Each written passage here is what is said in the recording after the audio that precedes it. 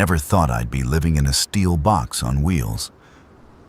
But here I am on day 47, parked in what used to be the loading dock behind the Costco on Brenner Avenue.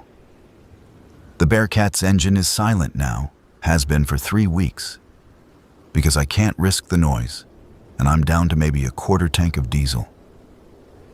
The infected don't sleep, don't rest, and sound draws them like moths to a flame that'll rip you apart instead of burn you. My name is Dalton Reese, and I'm 28 years old, though I feel about 60 right now. I was a security systems installer before everything went to hell. Not a cop, not military, not anyone particularly qualified to survive the end of the world. Just a guy who showed up to the wrong place at exactly the wrong time, which turned out to be the right time if you measure it by still being alive. The Bearcat, this hulking armored personnel carrier, became mine on day 3 of the outbreak. I say mine loosely because I essentially stole it, though I prefer to think I inherited it from Officers Kip and Valdez, who were already dead when I found it. The vehicle was parked outside the 4th Precinct on Holcomb Street, driver's door hanging open, both officers lying in the street about 20 feet away, with their throats torn out. The engine was still running, the keys were in the ignition, and there were at least 30 of those things shambling down the street toward me. I didn't think. I just ran and dove inside and slammed that heavy door shut and locked it. The window was already smeared with blood, probably Valdez's, based on the handprint pattern. But I could see through it well enough to watch the infected surround the vehicle. They pressed against it, slapping the armor, moaning that wet, rattling sound that still makes my skin crawl. I sat in the driver's seat, hyperventilating, my hands shaking so badly I could barely grip the steering wheel. That was back when I still thought maybe the military would roll in. Maybe the government had a plan. Maybe this was all temporary. I'd only been separated from my apartment for 6 hours at that point. I'd left that morning to check on my sister Bryony across town. She didn't answer her phone. None of my calls were going through. The emergency broadcast kept looping the same message about staying indoors and avoiding contact with symptomatic individuals. Symptomatic. That's what they called it at first. Like it was the flu. I never made it to Bryony's place. Traffic was gridlocked on the interstate. People were abandoning their cars and running. I saw a man pull a woman out of her sedan and drive off in it while she screamed. I saw a family trying to push through the crowd with a stroller, and the stroller got knocked over. And I didn't see what happened after that because I was too focused on getting off the highway myself. I took the Holcomb Street exit on foot after leaving my Honda Civic on the overpass with about 300 other vehicles. That's when I saw my first infected up close. She was a teenage girl in a school uniform, and half her face was just gone, like something had scooped out the flesh from her left cheek and eye socket. She was chasing a man in a business suit, and she was fast. Not movie zombie fast, but faster than any person should move with those kinds of injuries. She caught him at the corner and bore him down to the pavement, and I heard his screams as I ran in the opposite direction. The precinct building was on fire when I got there. I could see smoke pouring from the upper windows. The front doors were shattered.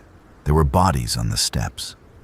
And there was the Bearcat, idling in the street like a gift from a god I'm not sure I believe in anymore. I've tried to keep track of the days, making marks on the inside wall of the vehicle with a Sharpie I found in the console. 47 marks. 47 days since the world ended. 47 days since I last spoke to another living person, unless you count me talking to myself, which I do constantly now, because the silence is worse than the moaning outside. The Bearcat is about 20 feet long and 8 feet wide. The back compartment where I live is maybe 12 by 8. with bench seats along the walls and a few small bulletproof windows that I've mostly covered with duct tape and cardboard to keep light from showing at night. There's a small turret hatch on top that I don't use anymore after what happened on day 19. The driver's compartment is separate, divided by a metal partition with a small door. I sleep in the back, live in the back, piss in empty water bottles in the back, and try very hard not to lose my mind in the back. The armor is thick enough that the infected can't break through.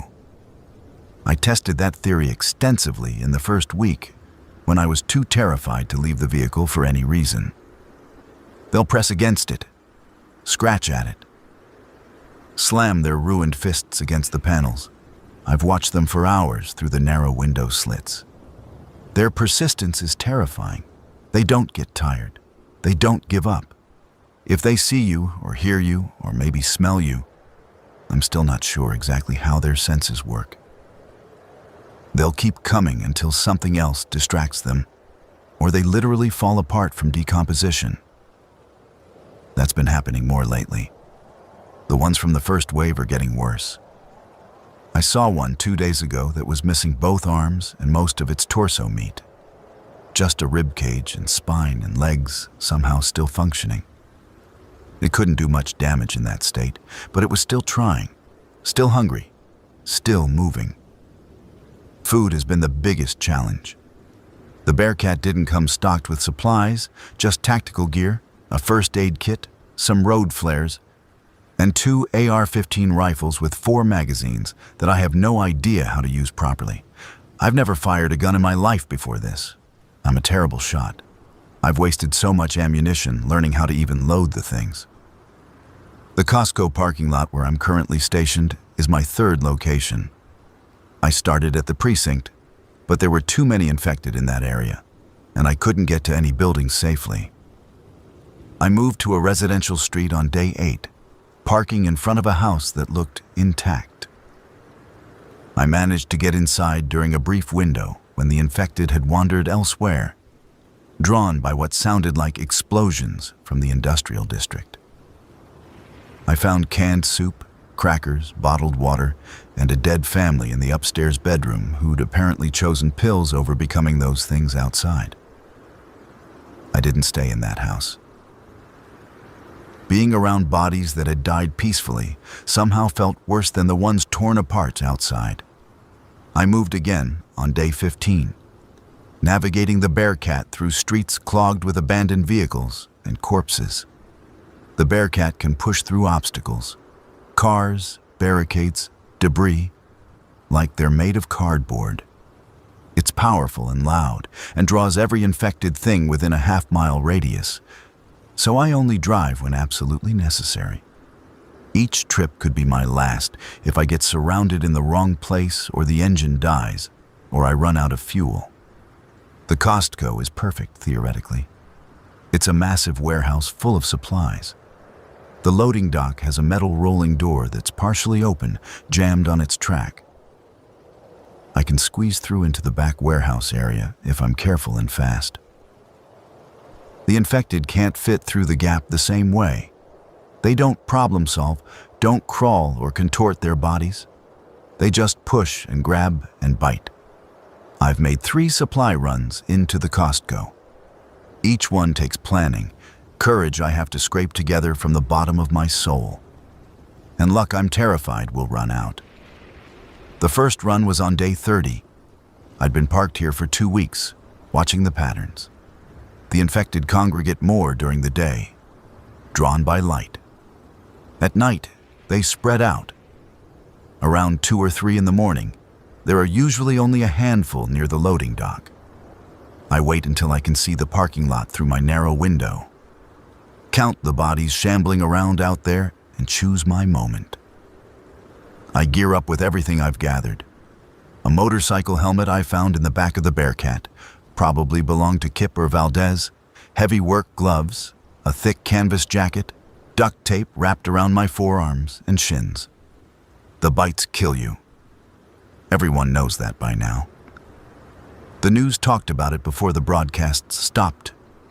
Bite transmission, fluid contact, Death in 12 to 48 hours, then reanimation. So I armor up as best I can with materials that might stop teeth from reaching skin. The first time I left the Bearcat to enter the Costco, I stood at the door for 20 minutes, hand on the handle, trying to make myself move. My heart was slamming against my ribs. My breathing sounded loud enough to wake the dead, which is a phrase that doesn't feel like a joke anymore. I counted to 3 probably 50 times before I finally opened the door. The night air hit me. Cool. September night, though it feels like the seasons don't matter anymore. The smell hit me worse. Decay, rot, something sweet and wrong. The infected moan and shuffle. I could see 4 of them in the immediate area. 2 near the dumpsters, 1 by the fence, 1 at the far end of the loading dock. I moved fast. I've learned that speed matters more than silence once you're outside. They're going to notice you anyway. Better to be quick. I squeezed through the gap in the rolling door, scraping my shoulder on the metal track. Inside the warehouse was dark. Emergency lights still glowing in some areas, running on backup batteries that'll die eventually. The smell was different in here. Less rot, more mildew and spoiled food from the refrigerated sections that lost power weeks ago. I had a flashlight. I used it sparingly, cupping my hand over it to direct the beam. The warehouse was massive, aisles stretching into shadow. I knew what I needed: water, canned goods, anything that wouldn't spoil. I found a shopping cart and started loading. My hands shook the whole time. Every sound made me freeze. A settling creak of the building, a distant crash from somewhere in the store. My own breathing amplified in the silence. I took bottled water, cases of it, canned soup, canned vegetables, canned fruit, boxes of granola bars, beef jerky, anything I could carry. The cart was heavy, awkward. I pushed it back toward the loading dock, and that's when I heard movement in the aisles to my left. Footsteps, shuffling, that wet breathing sound.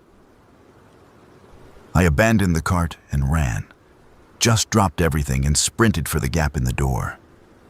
I heard them behind me, multiple sets of feet, the moaning rising. I squeezed through the opening, felt hands grabbing at my jacket, tore free, and threw myself at the Bearcat door. It was unlocked. I'd left it unlocked. Stupid but lucky. I yanked it open, fell inside, slammed it shut, and locked it. 3 of them pressed against the vehicle. They'd followed me out. One was wearing a Costco employee vest. I sat on the floor of the Bearcat, gasping, empty-handed, having risked everything for nothing. I didn't try again for 6 days. The second run, I was smarter. I brought a backpack instead of trying to use a cart. I moved faster, stayed quieter, and grabbed only essentials.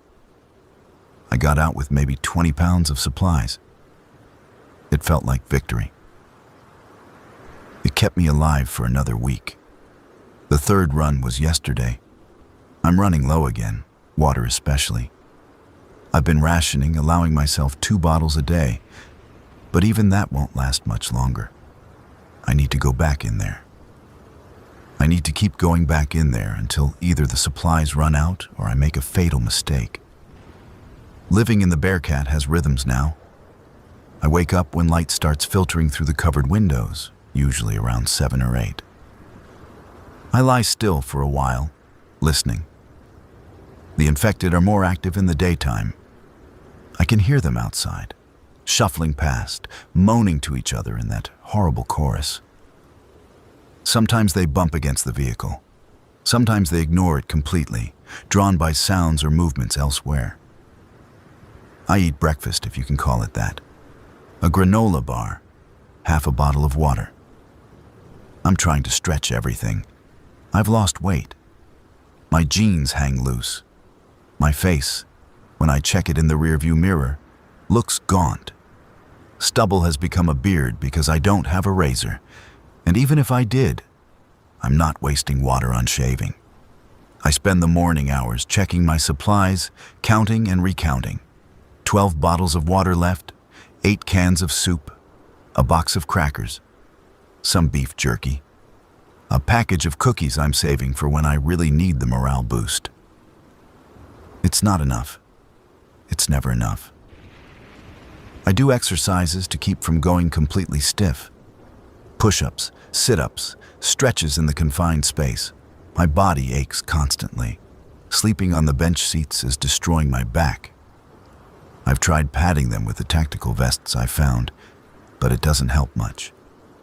Afternoons I spend watching through the windows. I've learned to identify individuals infected by their clothing or injuries. There's one I call coveralls. Used to be a mechanic, I think, based on the blue uniform. He's missing his left arm at the elbow.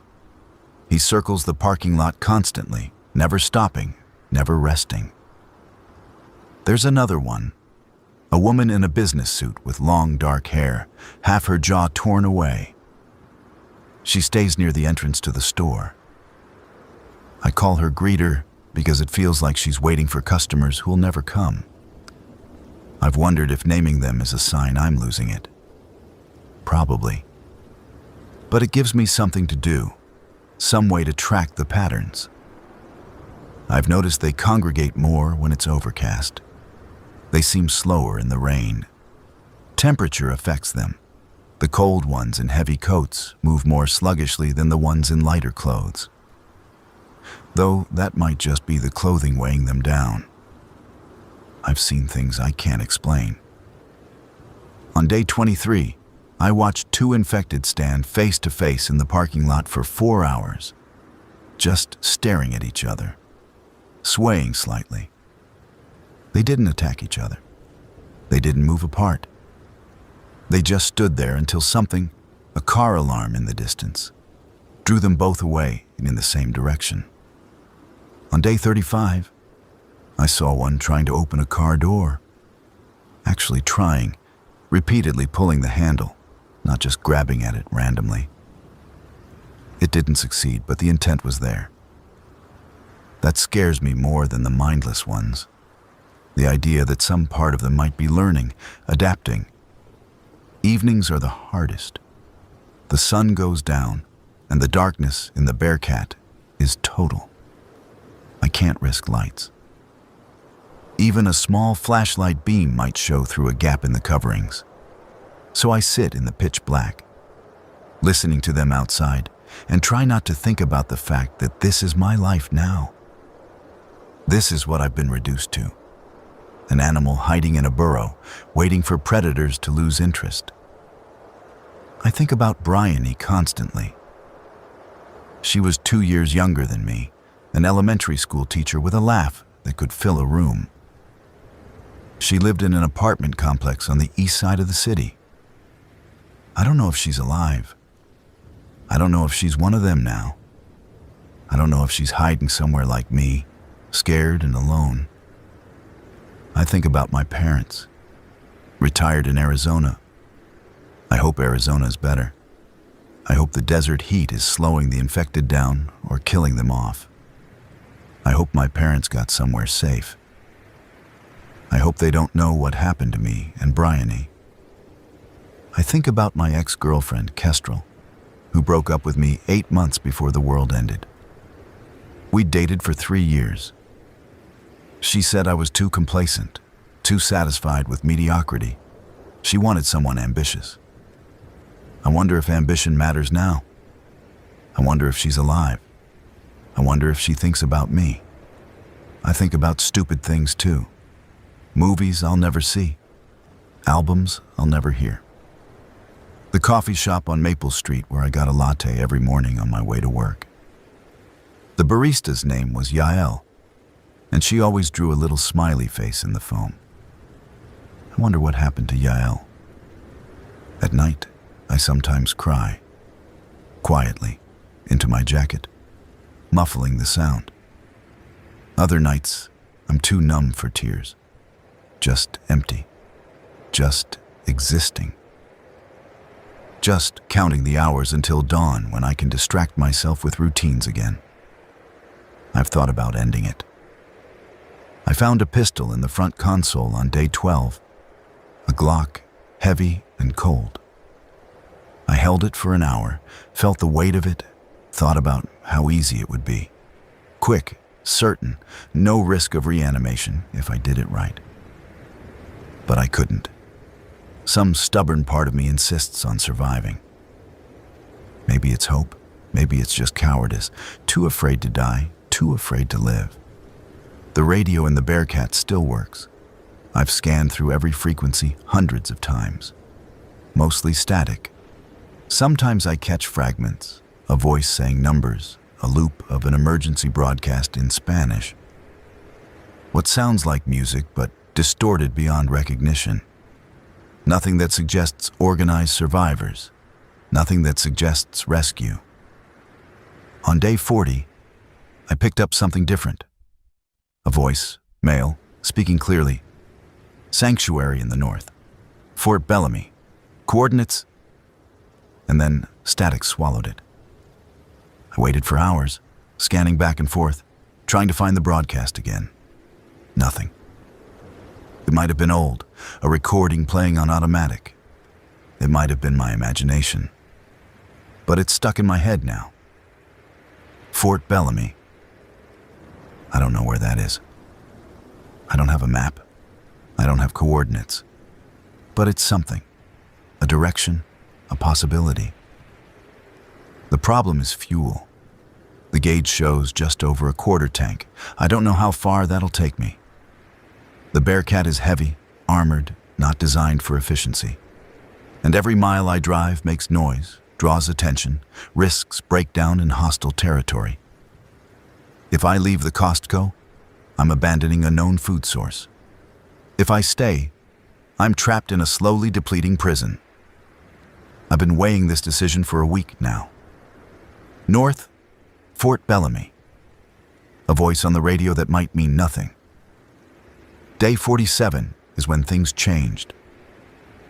I was doing my usual morning routine, listening, eating, counting supplies, when I heard an engine. Not the moaning of the infected, not the wind or settling debris. An actual vehicle engine, distant but distinct. I pressed against the window, peering through the narrow gap in the covering. The parking lot was full of infected as usual, maybe 40 or 50 of them scattered across the asphalt. And then I saw it. A pickup truck, blue, moving fast down the street that runs parallel to the Costco. It was weaving around abandoned cars, engine roaring. The infected reacted immediately.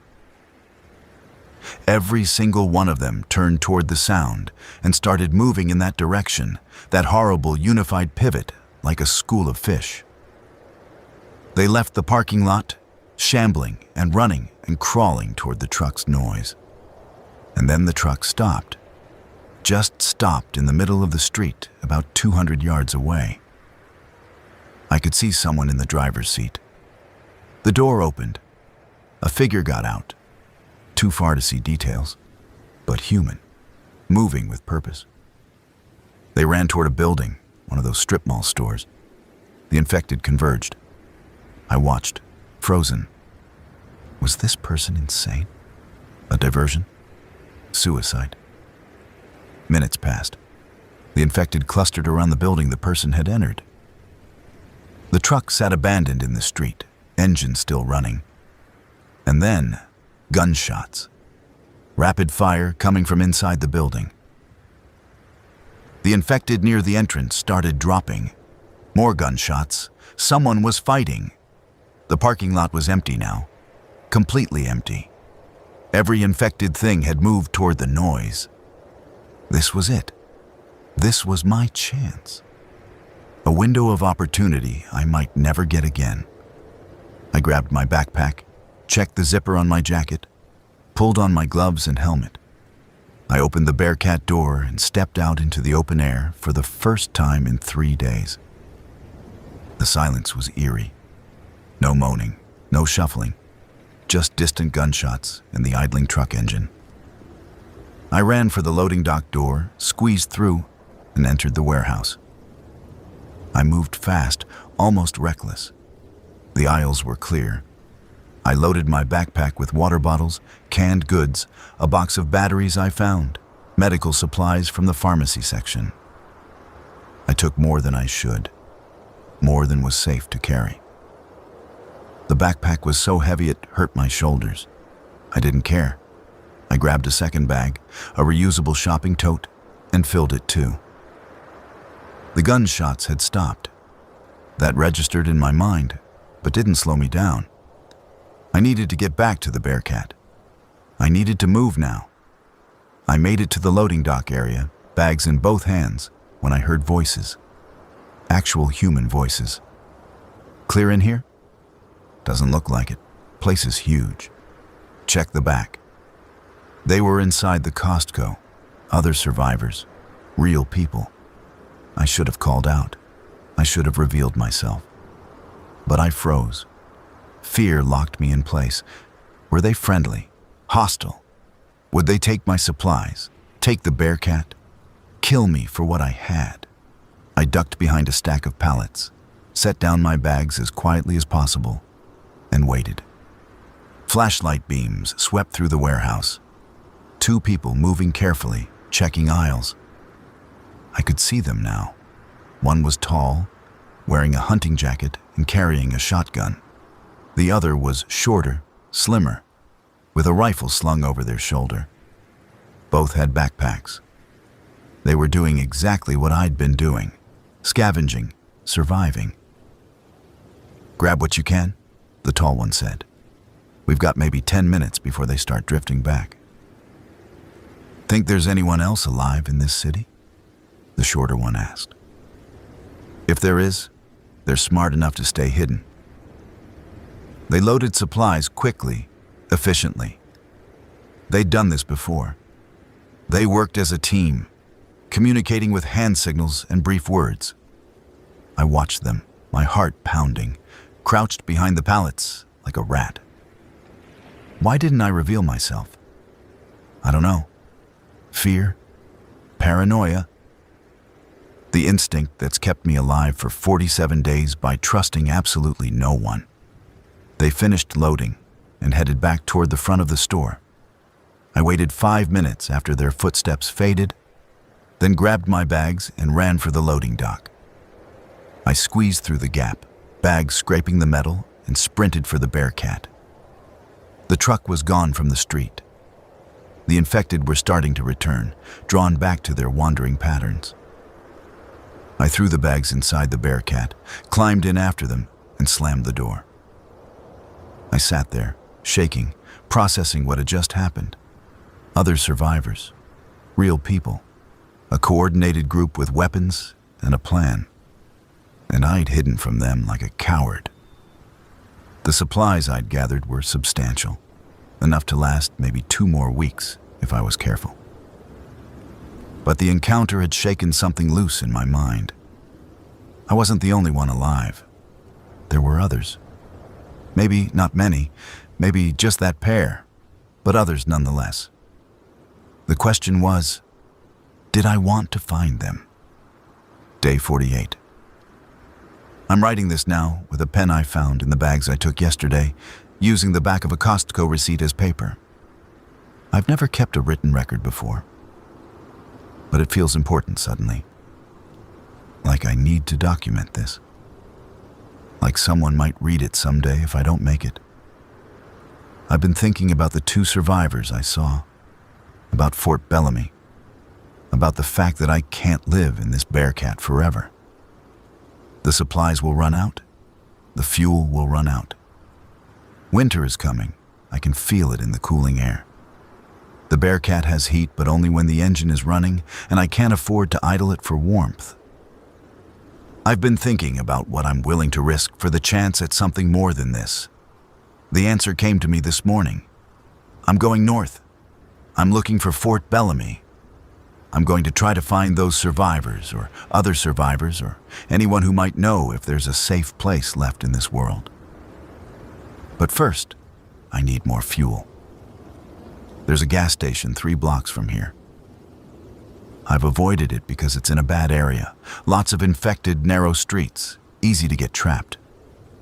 But the Bearcat needs diesel, and that station has commercial pumps. I spent the day planning.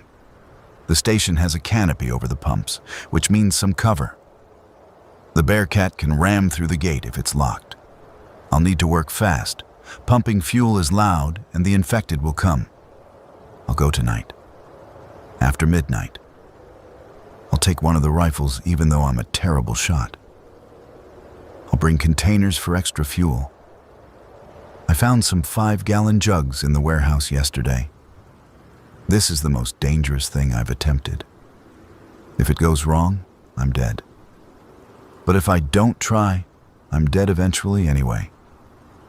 Might as well go down swinging. The sun is setting now.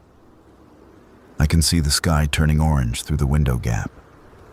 Coveralls is doing his usual circuit of the parking lot. Greeter is standing near the store entrance, swaying slightly. In 6 hours, I'm going to start the Bearcat and drive to that gas station. I'm going to fill the tank and the jugs. I'm going to survive this. I have to believe that. I have to. Otherwise, what's the point of the last 48 days? Midnight came faster than I wanted. I sat in the driver's seat, hands on the wheel, key in the ignition, and tried to steady my breathing. The night outside was dark. No street lights, no house lights, just the pale glow of a half-moon behind scattered clouds. I turned the key. The engine roared to life, impossibly loud after weeks of silence. Every infected thing within earshot turned toward the sound. I could see them through the windshield, dozens of them, starting to converge. I put the Bearcat in gear and drove. The weight and power of the vehicle never stopped surprising me. It plows through a shopping cart like it's paper. An abandoned sedan in my path gets shoved aside with barely a shudder. The infected bounce off the armor, slam against the windows, grabbing at anything they can reach. I accelerate and they fall away. The gas station is 3 blocks north. I navigate by memory in the faint moonlight. The streets are obstacle courses, wrecked cars, debris, bodies. The Bearcat climbs over curbs, crushes fence sections, forces through a barricade someone built weeks ago that didn't save them. I reach the station. The canopy is intact. The pumps are dark. I don't see infected immediately, but they're coming. I can hear the moaning rising from multiple directions. I position the Bearcat next to the diesel pump and kill the engine. The silence crashes down. I grab the rifle, check the magazine the way I've practiced, and step out. The air is cold. My breath mists. I move to the pump and try the handle. Locked. Of course it's locked. I look around for something to break it with, spot a tire iron leaning against the building, and smash the pump panel. The plastic cracks. I rip it open, find the manual override, and yank it. The pump clicks. Active. I grab the nozzle, jam it into the Bearcat's fuel tank, and squeeze the trigger. Nothing happens.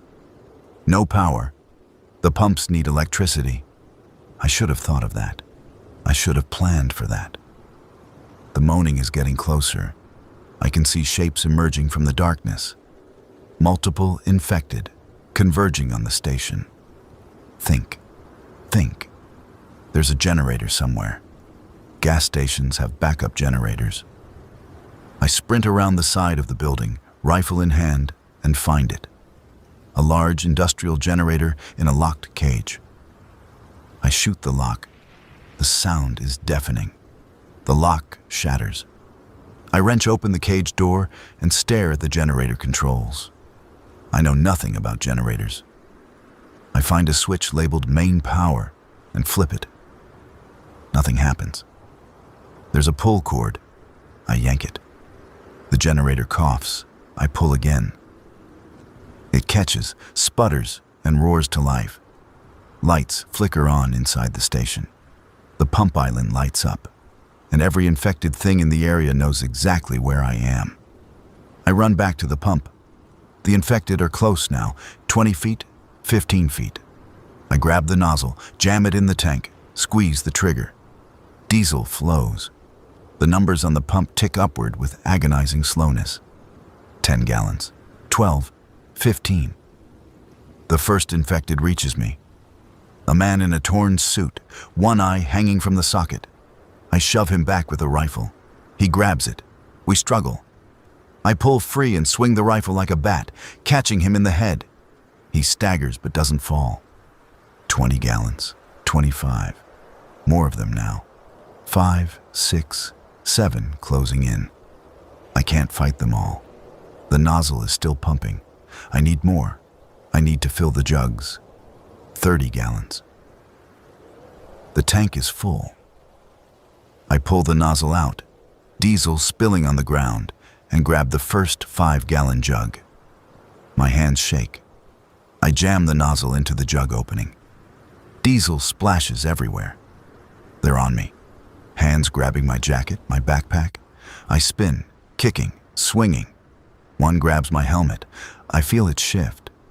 I wrench away, leaving a chunk of my jacket in dead hands. The jug is full. I drop it, grab the second one. The nozzle is slippery with diesel. I can barely hold it. Fill, fill, fill. Something grabs my leg. I look down. A woman crawling, most of her abdomen torn open and dragging. She's pulling herself toward me, jaws snapping. I kick her face. She doesn't let go. I kick again. Her grip loosens. The second jug is full. That's all I can manage. I drop the nozzle, grab both jugs, heavy, awkward, and run for the Bearcat door. There are infected between me and the vehicle. I lower my shoulder and charge. I'm a battering ram of diesel-soaked terror. I hit one, knock it aside, slip on the fuel-slicked pavement, catch myself. The jugs slosh. I reach the door, wrench it open, throw the jugs inside. Hands grab me from behind, pulling me back. I hold the door frame, kicking backward. My boot connects with something soft. The grip loosens. I pull myself inside and slam the door. They're all over the Bearcat now. Dozens of them. Beating on the armor, clawing at the windows, the vehicle rocks slightly from their weight. I crawl to the driver's seat, key the ignition. The engine starts. I put it in gear and drive, crushing infected beneath the wheels, plowing through them like they're tall grass. I don't stop driving until I'm back at the Costco loading dock. The fuel gauge shows 3/4 full. The 2 jugs in the back represent 10 more gallons. It's not a full tank, but it's enough. Enough to get me north, enough to try. I sit in the dark, reeking of diesel, my whole body shaking with adrenaline crash. My jacket is torn. There are scratches on my gloves where fingers grabbed. But I made it. I got the fuel. Day 49. I left the Costco this morning. I'd loaded everything I could fit. Water, food, supplies, the fuel jugs. The Bearcat was cramped and heavy. I took one last look at the loading dock, at the warehouse where I'd scavenged 3 times successfully. Then I started driving north. The city is a graveyard. That's the only way to describe it. Buildings burned out. Streets clogged with vehicles and bodies. Some areas are completely overrun with infected. I saw 100 of them clustered around a makeshift barricade, just standing there, swaying. Other areas are empty, silent, like everyone simply vanished. I passed a hospital. The parking lot was full of abandoned ambulances. The windows were shattered. I could see movement inside, shadows, shapes. I didn't slow down. I passed a school. Someone had spray-painted "Safe Zone" on the front wall. And below it, someone else had written "Lies" in red. The playground equipment was covered in dark stains. I passed neighborhoods where every house looked intact from the outside, but I knew they weren't. I knew what was behind those closed doors. The Bearcat's heavy wheels crushed debris. I steered around the worst blockages when I could, rammed through when I couldn't. The infected noticed me whenever I passed. How could they not? But I was moving too fast for them to be a real threat. They'd chase for a block or two, then fall behind. I made it to the highway by noon. The northbound lanes were clearer than I expected. Most of the traffic had been heading south in those first days, people fleeing toward the coast or the ports. North was mountains, forests, smaller towns. North was where fewer people meant fewer infected. The highway was still navigable if you were willing to drive on the shoulder and around wrecks. I saw other survivors' attempts. Burned out military convoys, overturned buses that had tried to evacuate people, a RV that had been torn apart, its sides shredded like paper. I drove for 3 hours before I had to stop. The Bearcat needs diesel, but I need rest. My eyes were burning. My hands ached from gripping the wheel. I pulled off at an exit for a town called Ashmont, population 12,000 according to the sign. The town looked like every other dead place I'd seen. Broken windows, dried blood, silence. I found a spot behind a warehouse building, parked with the rear of the Bearcat against the wall so nothing could come at me from behind, and killed the engine. The silence after driving for hours was profound. My ears rang with it. I ate a can of soup cold, drank water, and tried to think about what I was doing. Fort Bellamy, the voice on the radio. I was driving toward a destination I wasn't sure existed, based on a transmission that might have been weeks old. But what else was I going to do? Stay at the Costco until the food ran out? Wait for rescue that wasn't coming? At least this way I was moving. I was trying. I slept fitfully in the back of the Bearcat. Every sound woke me. Wind, settling metal, distant moans. When dawn came, I was exhausted, but alive. Day 50. I'm in the mountains now. The highway climbs into foothills thick with pine trees. The air is colder up here. I can see my breath inside the Bearcat. The heater works but guzzles fuel, so I run it sparingly, just enough to keep from freezing. The infected are different here. Fewer of them, but the ones I see are in worse condition. The cold is hard on them. I passed one frozen to the pavement, limbs locked in mid-reach. I passed another that had apparently tried to climb a tree and gotten stuck in the branches, now just a tattered corpse swaying in the wind. I'm following highway signs toward anything that sounds north. Fort Bellamy isn't on any signs. I don't know if it's a military installation, a town, or just a place name someone made up. I keep the radio on, scanning frequencies, hoping to pick up that voice again. Mostly static, sometimes fragments of old broadcasts looping endlessly. Emergency instructions no one needs anymore. Late afternoon on day 50, I picked up something new. Music, actual music. A song I recognized from before, something pop, upbeat, absurdly out of place. It played for 3 minutes, then cut to static, then came back. Someone was broadcasting. Someone with power and equipment and enough safety to play music. I tried to triangulate the direction based on signal strength. North-northwest. Stronger as I continued up the highway. I'm following the music now. It's the best lead I have. Day 51. The highway is blocked. Not by traffic, by a deliberate barricade. Someone piled cars across all lanes, stacked them 2 and 3 high, and reinforced the wall with concrete barriers. There's a sign on top. Turn back, quarantine zone ahead. I sat in the Bearcat, staring at the barricade, trying to decide what it meant. Quarantine zone could mean infected. Could mean survivors trying to contain an outbreak. Could mean anything. The radio was still playing music. The signal was stronger here. I couldn't turn back. I'd come too far on too little fuel. I had to go forward. The Bearcat is powerful, but it can't climb a 3-car-high wall. I drove along the barricade, looking for a weak point. Found one on the western end, a gap where the concrete barriers didn't quite meet. I backed up, accelerated, and rammed through. The impact jarred me hard against the seatbelt. The Bearcat's front end crumpled slightly, not enough to disable it, but I could see the damage in the rear view. The engine still ran. That's what mattered. Beyond the barricade, the highway continued into a valley.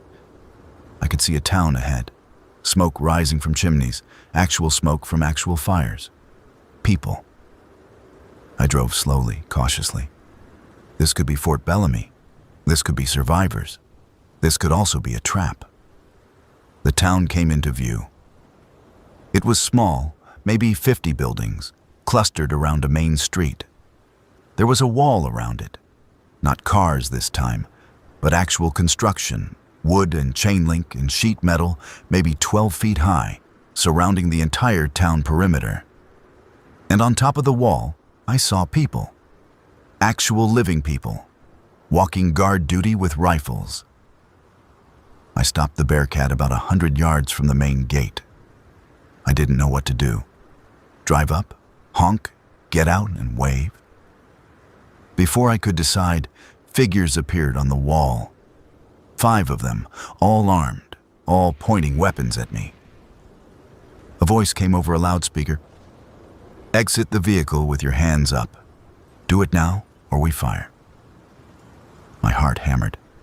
I'd survived 47 days alone, and now I might get shot by other survivors.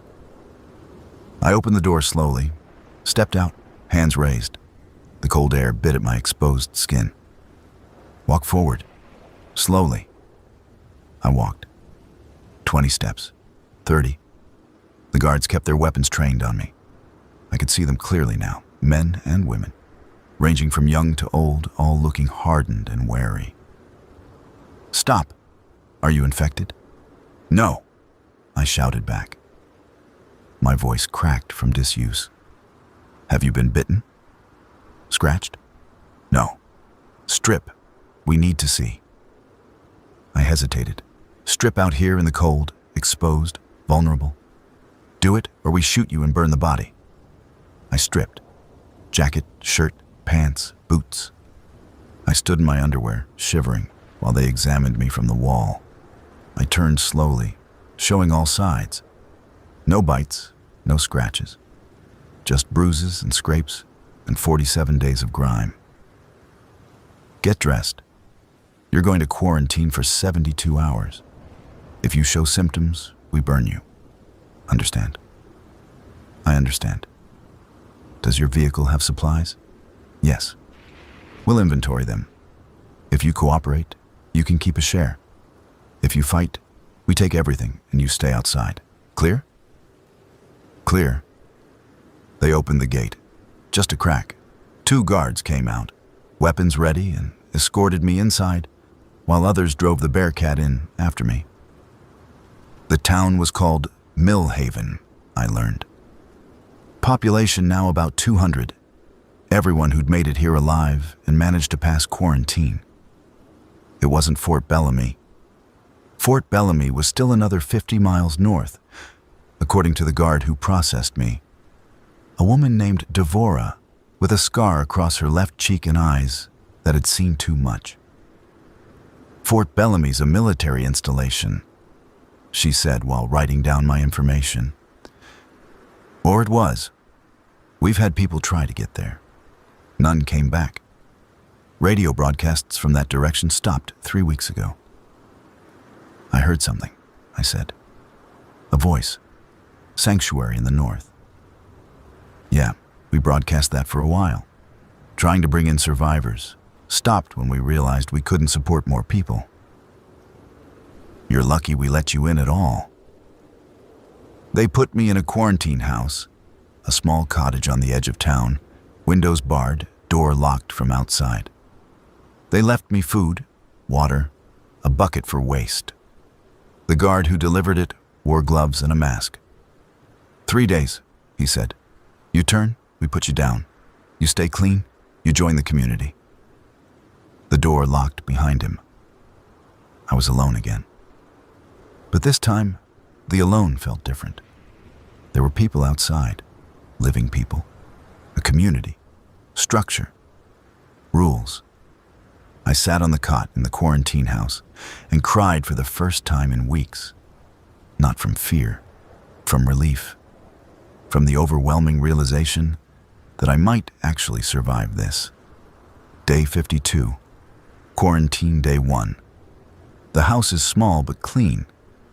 There's a bed, a table, a chair, a shelf with some books.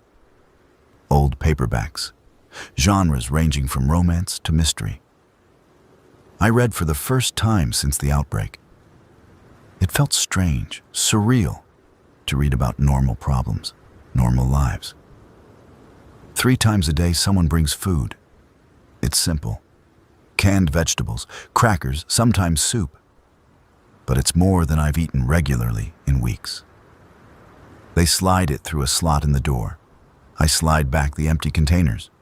No contact, no conversation. I can hear the town through the barred window. People talking, children, actual children, playing, a dog barking. The sounds of normal life, or as normal as life gets now. I sleep better than I have in 51 days. The bed is soft. The house is warm. There are no infected moaning outside. Day 53, quarantine day 2. Devora came by in the afternoon. She stood outside the window, 6 feet back, and we talked through the bars. You're looking healthier, she said. I feel human again. Tell me your story. How'd you survive this long? I told her. The Bearcat? The Costco? The 47 days alone? She listened without interrupting. You're lucky, she said when I finished. And resourceful. We need resourceful people. What happens after quarantine? If you're clean, you work. Everyone works. We've got farms, scavenging teams, defense rotations. You pull your weight, you eat and sleep safe. You don't, you leave. What about Fort Bellamy? Is anyone still trying to reach it? She frowned. Why? What's there for you? Information. Maybe survivors. Maybe something better than this. Better than this? Her voice hardened. We've got walls, food, community. 200 people alive because we work together. That's not good enough. I didn't mean... Fort Bellamy is death. Everyone who's gone there has died. We know because the infected that come from that direction are wearing military gear. Whatever happened there, it fell. Let it go. She walked away. I defended her, but she wasn't wrong. Millhaven was survival. It was safety. Maybe I should be grateful and stop chasing ghosts. Day 54, quarantine day 3, last day. I woke up feeling fine. No fever, no symptoms. I examined myself in the small mirror on the wall. I looked different. Thinner, older, harder. Devora came at noon with 2 other guards. They unlocked the door and stood back, weapons ready. Strip again, final check. I stripped. They examined every inch of me. Checked my eyes, my mouth, my lymph nodes. Devora pulled on gloves and physically inspected my skin for any marks. You're clear, she said finally. Welcome to Millhaven. They gave me new clothes, clean jeans, a flannel shirt, a heavy coat. They gave me a room in a communal house with 3 other people. They gave me a work assignment, scavenging team, starting tomorrow. That night, I ate dinner in the town hall with the community. Long tables, shared food, people talking and laughing. It felt like a dream. A man named Jericho sat across from me, Older, maybe 60, with white hair and a kind face. "First time at community dinner?" he asked. "Yeah." "It's a lot to take in. Where'd you come from?" "South. City." "Alone?" "For almost 2 months." He whistled low. "That's remarkable. Most people who are alone that long don't make it. Something about the isolation breaks them. It almost broke me. But it didn't. That's what matters." After dinner, there was music. Someone had a guitar. Someone else sang. The songs were old. Folk songs, classics, things from before. People joined in. I didn't know the words, but I listened. And for the first time in nearly 2 months, I felt something like peace. Day 55. First day of work. The scavenging team left at dawn. 6 of us in 2 vehicles, a pickup truck and a van. I rode in the van with a woman named Saren and a young guy named Huxley, who couldn't have been older than 20. Saren drove. She was all business, sharp and efficient.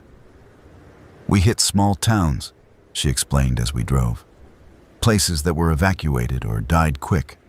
We avoid cities. Too dangerous. Too many infected." "What are we looking for?" "Everything. Food, medicine, fuel, tools, clothes, batteries, anything useful. We inventory it all, bring it back, distribute based on need." We drove for an hour into the mountains, then pulled off onto a side road. The town we reached was tiny, maybe 20 houses, a general store, a gas station, all abandoned. "Huxley, you're with me," Saren said. "Dalton, you're with Tarvin and Mika. We work in pairs minimum, never separate. You see infected, you call it out. We don't engage unless necessary." Tarvin was a big guy, broad-shouldered, with a thick beard. Mika was small and quick, constantly scanning the area. We moved through the town methodically, checking houses one by one. The first house was empty. Not just of people, of everything. Someone had stripped it already. The second house had a body in the kitchen. Old Death, mostly decomposed. Not infected, suicide, based on the pill bottles and the note on the table. I didn't read the note. I didn't want to know.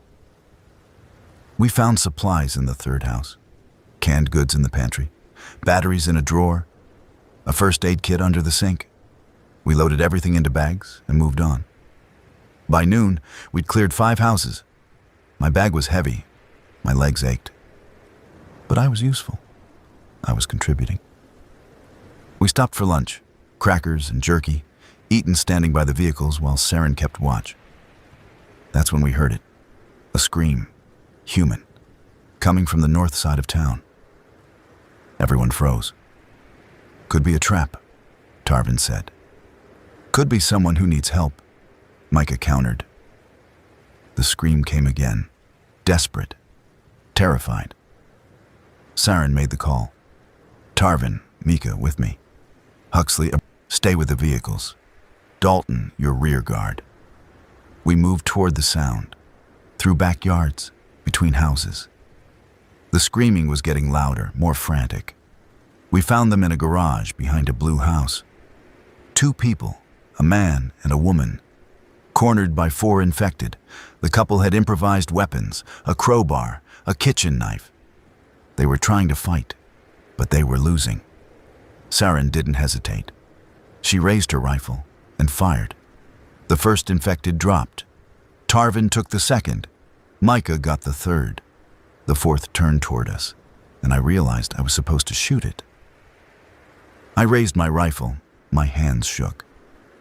The infected was running at me now, a middle-aged man in a bathrobe, jaw hanging loose, eyes vacant.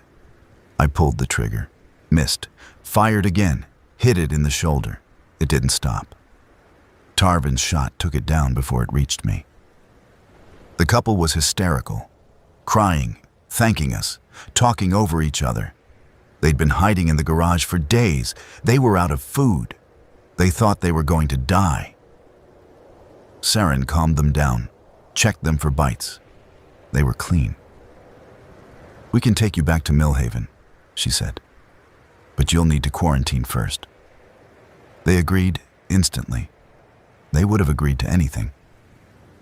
On the drive back, I sat in the van, staring at my hands. I'd frozen.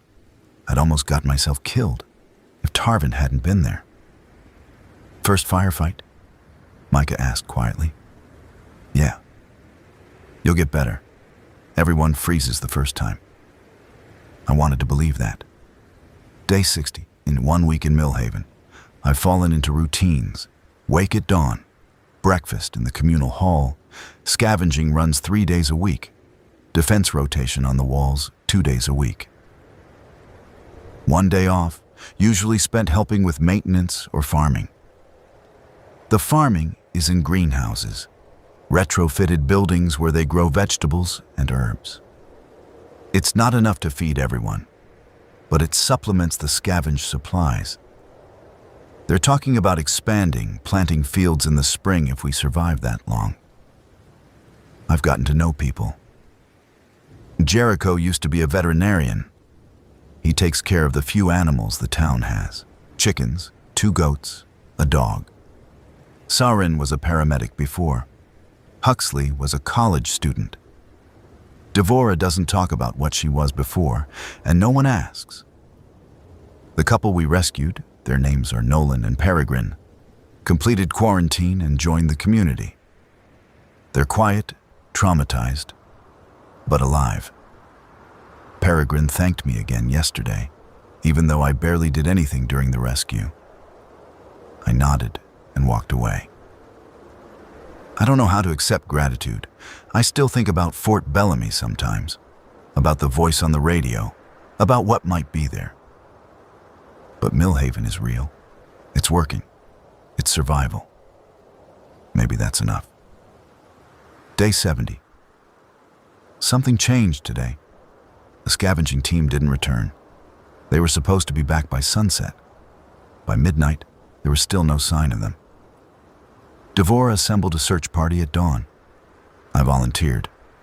6 of us went out, following the route the missing team should have taken. We found their vehicle first, the pickup truck, abandoned on the side of the road. No blood, no bodies, no signs of struggle, just empty. Then we found the tracks, boot prints leading into the woods, multiple sets. They'd left the vehicle voluntarily. We followed the tracks, through dense forest, up a steep hillside. The trees were thick here, blocking out most of the light. Everything smelled like pine and damp earth. We found the camp an hour into the hike. Tents, supplies, a fire pit still warm, and people, not infected, but humans. Living survivors, maybe 20 of them. They surrounded us before we knew they were there, armed, silent, professional. The leader was a woman in military fatigues. She had a rifle pointed at Devora's chest. "Millhaven?" she asked. "Yes," Devora said calmly. "We're looking for our people. They're safe. We have questions for them first." "What kind of questions?"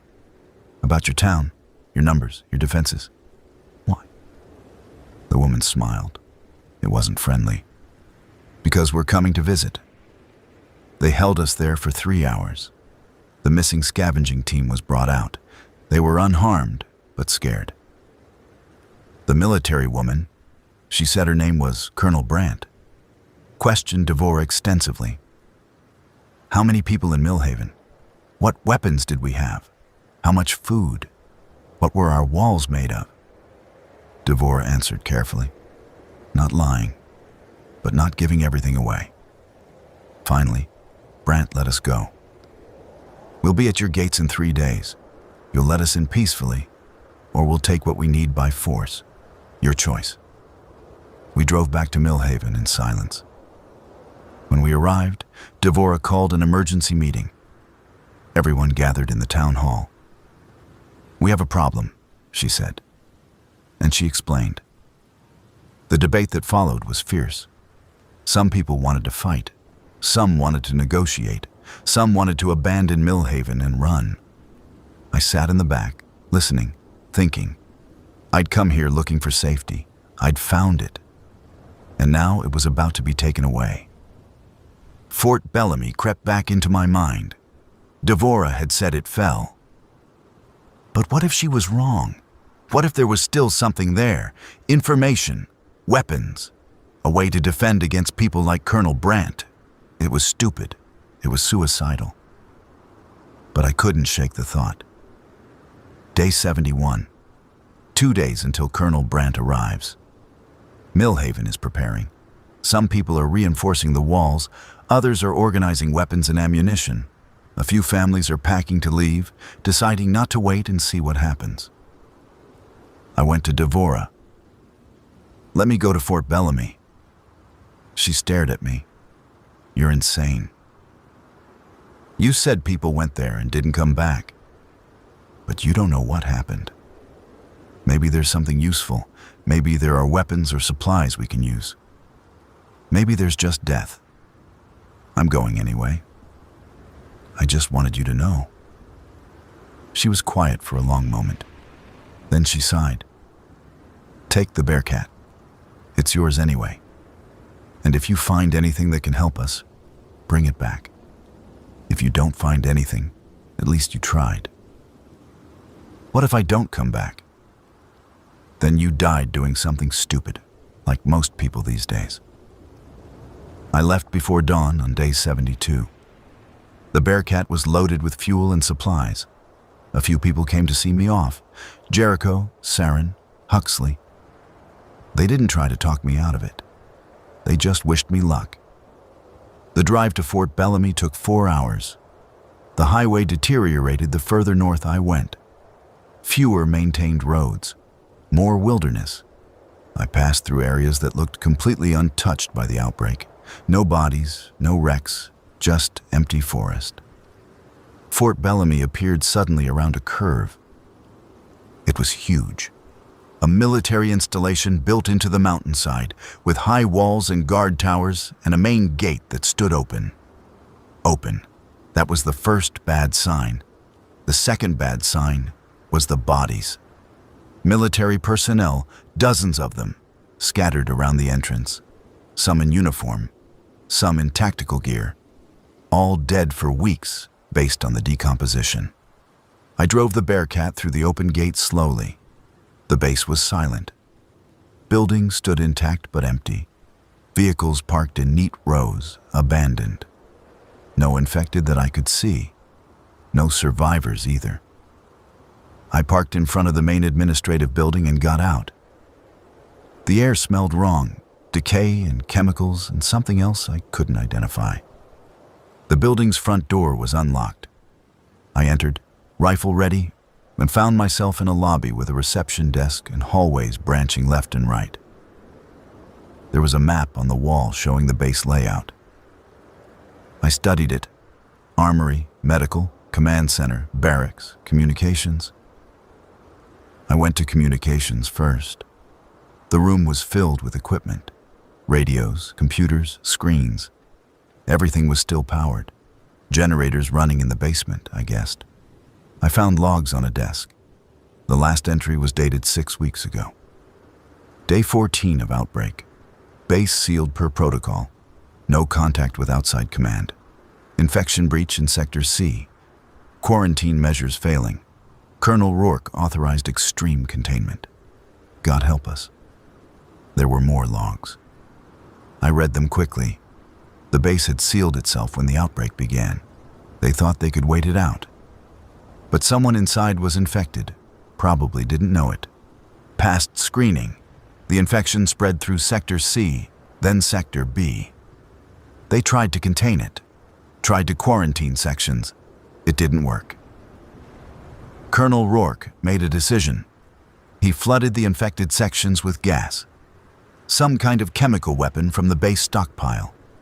It killed the infected. It also killed anyone who wasn't infected, but was trapped in those sections. The survivors, maybe 50 people, gathered in the command center. They waited. The infected outside the base didn't breach the walls, but the people inside were trapped with limited food, contaminated sections, and the knowledge that they'd killed their own people. The last log entry was short.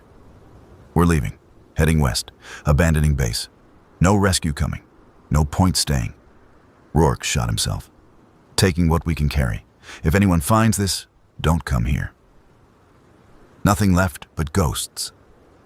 I sat in the communications room, processing. Fort Bellamy wasn't sanctuary. It was a tomb. But the armory might still have weapons, supplies, something to help Millhaven. I found the armory on the west side of the base. The door was locked, but the Bearcat had a breaching tool. I forced it open. Inside was everything a survivor could dream of. Rifles, ammunition, body armor, grenades, medical supplies, MREs by the hundreds. I loaded the Bearcat. Trips back and forth, cramming as much as I could fit. Weapons for Millhaven's defenders, armor to protect them, food to sustain them. It took hours. The sun was setting by the time I finished. I was exhausted, covered in dust and sweat, but the Bearcat was full. I was about to leave when I heard it. A sound from deeper in the base, not infected moaning. Machinery, a rhythmic thumping. Curiosity pulled me toward it. I followed the sound to a building marked Research Lab, authorized personnel only. The door was ajar. I pushed it open and entered. The lab was chaos. Papers everywhere, equipment smashed, and in the center of the room, a containment cell with reinforced glass. Inside the cell was an infected, but different. It was chained to the wall, muzzled, and it was watching me, not with the vacant stare of the others. This one had intelligence in its eyes, awareness. There was a monitor next to the cell. I turned it on. Video logs. I played the most recent one. A scientist appeared on screen, gaunt, exhausted, speaking rapidly. Subject 12 shows unprecedented cognitive retention. Unlike previous subjects, 12 maintains problem-solving abilities, memory, and what appears to be self-awareness post-infection. This suggests the virus affects different individuals differently. 12 may represent an evolution of the pathogen. Further study required, but base evacuation is imminent. Recommend termination of subject before abandonment. The video ended. I looked at the infected in the cell. Subject 12. It tilted its head, studying me the way I was studying it. Then it spoke. The voice was rough, damaged, but unmistakable. Help me! I ran. I didn't think, didn't process, just ran back to the Bearcat and drove. I drove until Fort Bellamy was miles behind me, and the sun had fully set and I couldn't drive anymore. I pulled over on the side of the road and sat in the dark, shaking. An infected that could talk, that could think, that was aware of what it had become. I'd thought I understood the nightmare. I was wrong. Day 73. I returned to Millhaven at noon. The town was in lockdown. The gates were barred. Guards on the walls spotted me and radioed down. Devora met me at the gate. Did you find anything? Yes. Load of weapons and supplies in the Bearcat. Enough to make a difference. Her expression shifted from skepticism to hope. Show me. I opened the back of the Bearcat. Her eyes widened at the cache of military equipment.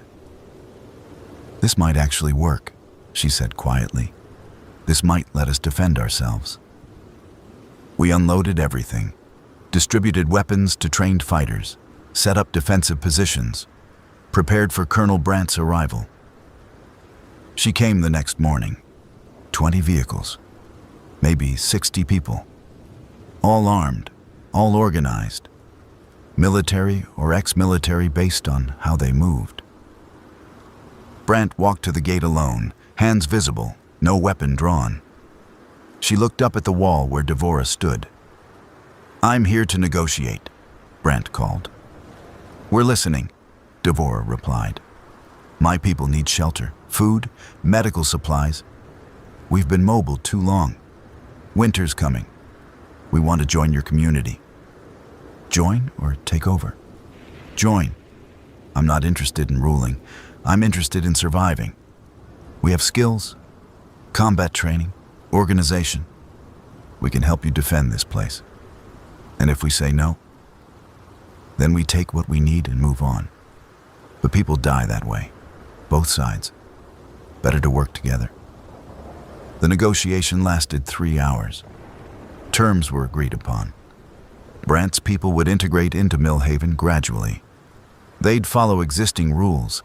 They'd contribute before they took. If anyone stepped out of line, Devorah had final say on punishment. It was a risk.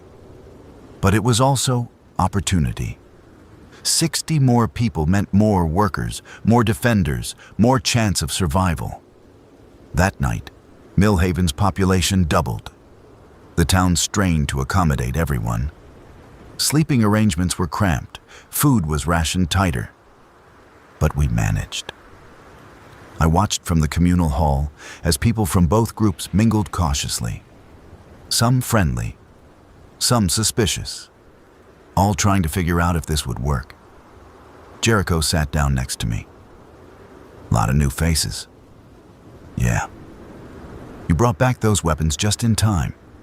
Without them, I don't think Devorah would have had the confidence to negotiate." "Just lucky." "No. You took a risk. You went to a place everyone said was death.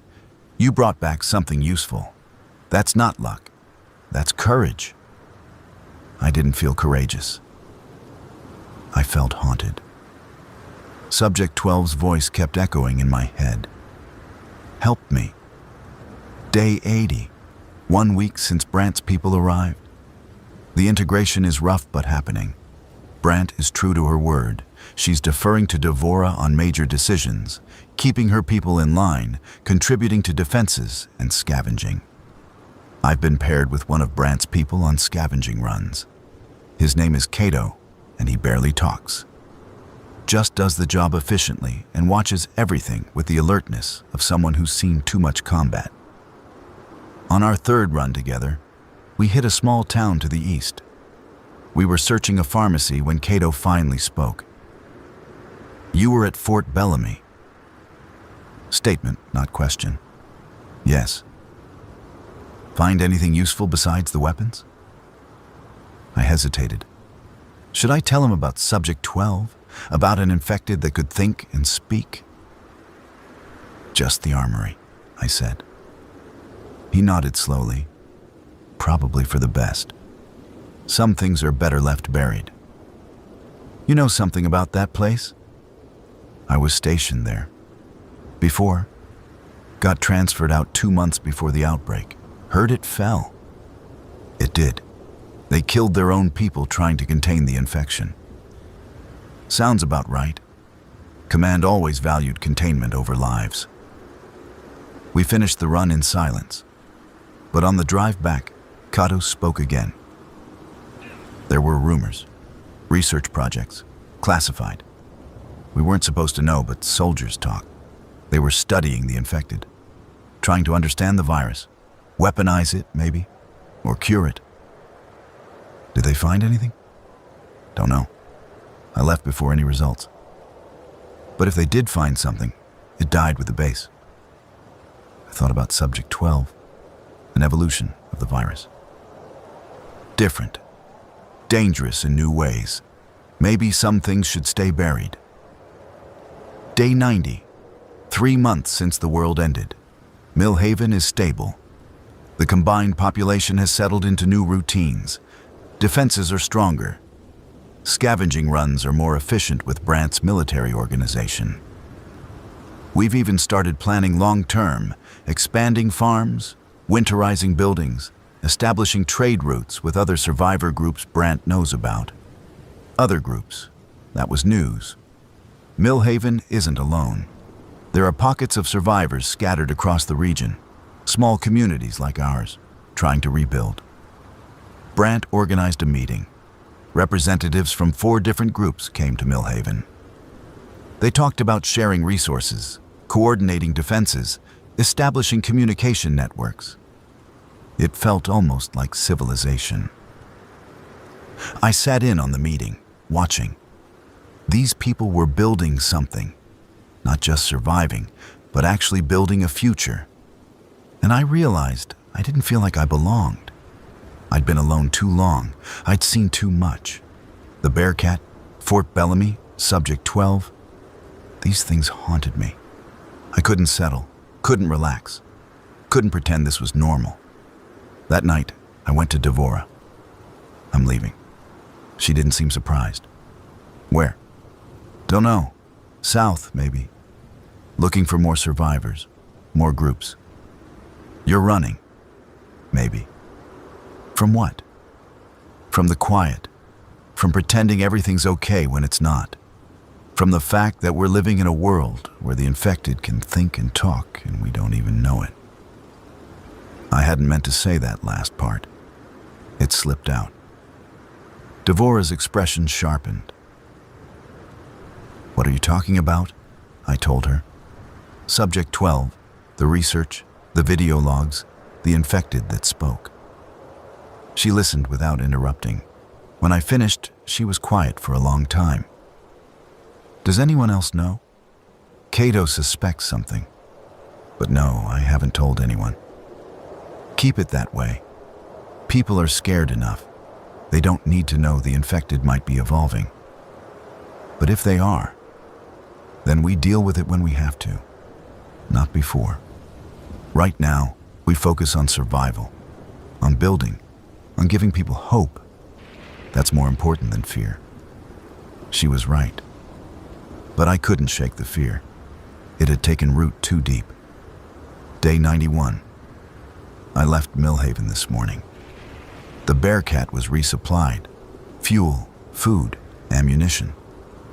Devora gave me maps of the region with survivor communities marked. Brandt gave me radio frequencies for check-ins. Jericho gave me a hug and told me to stay alive. I drove south, retracing the path I'd taken 2 months ago. The roads were familiar now. The landmarks, wrecked vehicles, burned buildings, graffiti warnings, all recognizable. I wasn't running away. At least, that's what I told myself. I was looking for answers, for more communities, for understanding of what this world had become. The truth was more complicated. I was looking for purpose, for a reason to keep going beyond just survival. I drove for days, stopping in small towns, searching for survivors. I found a few. A family hiding in a farmhouse. A group of teenagers who'd banded together in a school. An old man living alone in a cabin, somehow still alive through sheer stubbornness. I told them about Millhaven, about the communities, about the possibility of something more than isolation. Some listened, some didn't. Some were too broken to care. Day 100. I'm writing this from a rest stop somewhere in the mountains. I've been on the road for 9 days. The Bearcat is holding up, but I'm running low on fuel again. I need to find a source or turn back. The radio crackles occasionally with static and fragments. I've picked up a few broadcasts. Survivors calling for help, automated warnings, one voice that just repeats coordinates over and over. I tried the coordinates. They led to an abandoned military checkpoint. Nothing useful there. Tonight, I'm thinking about all the people I've lost. Bryony, Kestrel, my parents, Kip and Valdez, the officers who never knew they saved my life by dying and leaving their Bearcat behind. I'm thinking about Subject 12. About intelligent surviving infection, about what that means for the future. I'm thinking about whether there is a future worth fighting for. Day 105. Something happened today that changed everything. I was scavenging in a small town, population maybe 3,000 before the outbreak, when I heard singing.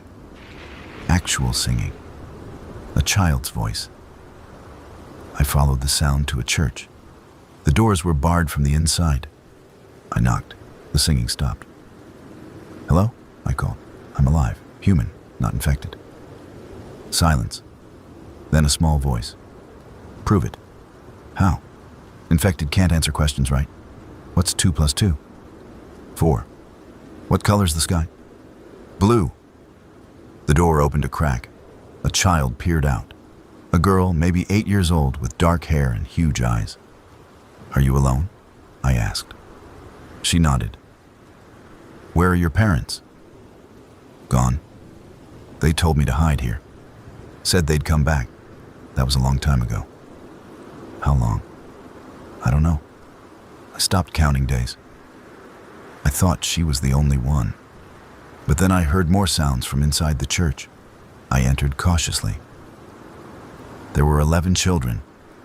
The oldest was maybe 14. The youngest couldn't have been more than 4. All orphaned, all hiding, all somehow still alive. They'd been surviving on canned food from the church's food bank. Water from the baptismal font, refilled by rain through a broken window.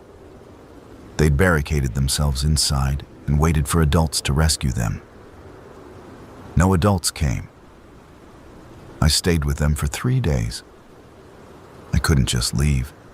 I taught them how to be quiet, how to recognize infected, how to barricade properly. I brought them supplies from nearby stores. I fixed the church's defenses. On the 3rd day, the oldest kid, a boy named Thorn, asked me a question. "Are you going to take us somewhere safe?" I thought about Millhaven, about the long drive, about 11 children in a Bearcat designed for tactical operations. "I'll try," I said. It took 2 days to prepare. I modified the Bearcat's interior, removing unnecessary equipment to make space. I gathered supplies for children, smaller clothes, comfort items, food they'd actually eat. I planned the route carefully, avoiding high infection areas. We left on day 108.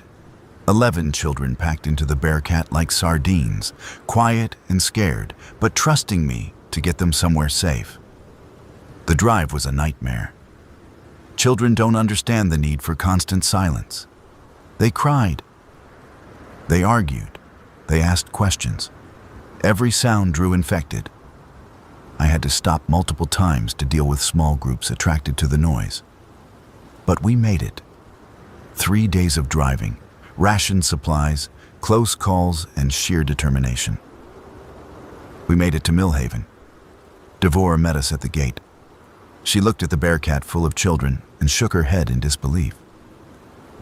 "You left to find answers and came back with 11 kids?" "Couldn't leave them." She smiled. It was the first time I'd seen her smile. "Get them inside. We'll take care of them."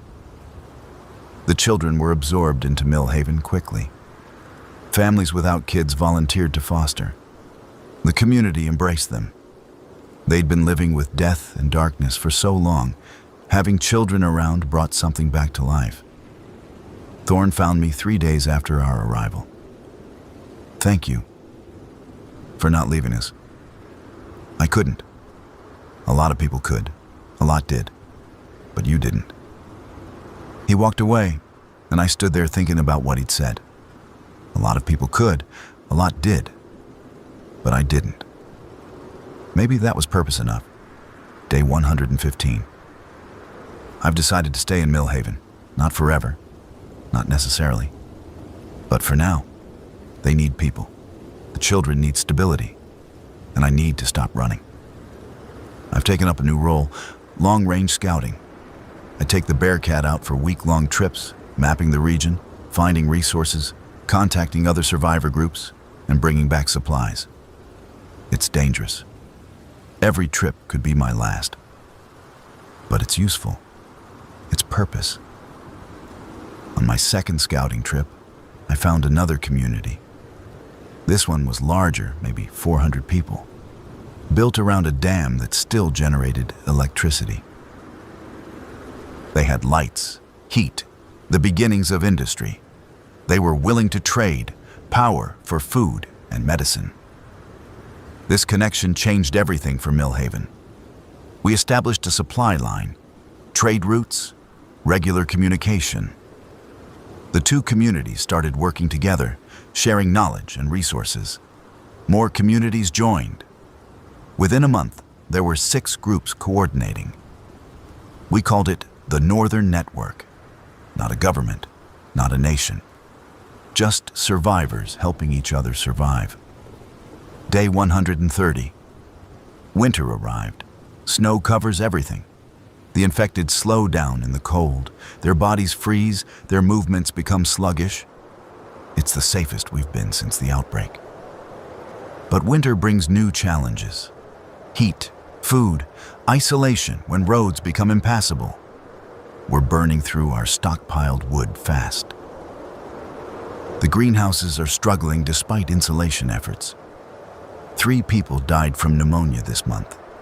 We buried them outside the walls, far from the town, markers made from wooden crosses. The children I rescued are adapting. The younger ones barely remember life before. The older ones remember too much. Thorn has nightmares. I hear him sometimes through the thin walls of the communal house, crying out in his sleep. I have nightmares too. About Subject 12 mostly. About infected that think and plan and coordinate. About what happens when evolution favors intelligence. But these nightmares are balanced by moments of hope. Children laughing, people singing. Couples falling in love, despite the apocalypse. A baby born 3 days ago, the first birth in Millhaven since the outbreak. They named her Dawn. Day 150. Midwinter. I'm writing this during a blizzard. The wind howls against the Bearcat. I'm parked outside the walls on a scouting run, waiting out the storm. Inside the vehicle, it's freezing despite the heater running on minimal power to conserve fuel. This trip has been harder than most. The roads are treacherous with ice. The infected are frozen in place in some areas, literally statues of horror locked in mid-reach. I saw one frozen in the act of climbing a fence, body crystallized at an angle that would be impossible for living muscle. I've been thinking about the passage of time. It's been 5 months since the world ended. 5 months feels both like an eternity and like yesterday. I can barely remember the person I was before. The installer who complained about traffic and worried about rent and thought his biggest problems were relationship drama and career stagnation. That person is dead. Whoever I am now was born in the back of a stolen police vehicle, surrounded by the moaning dead, choosing to survive when suicide would have been easier. The storm is getting worse. I should sleep. Tomorrow I pushed for the eastern communities and then loop back to Millhaven. If I'm lucky, I'll be home in 4 days. Home. When did I start thinking of Millhaven as home? Day 163. Something's wrong.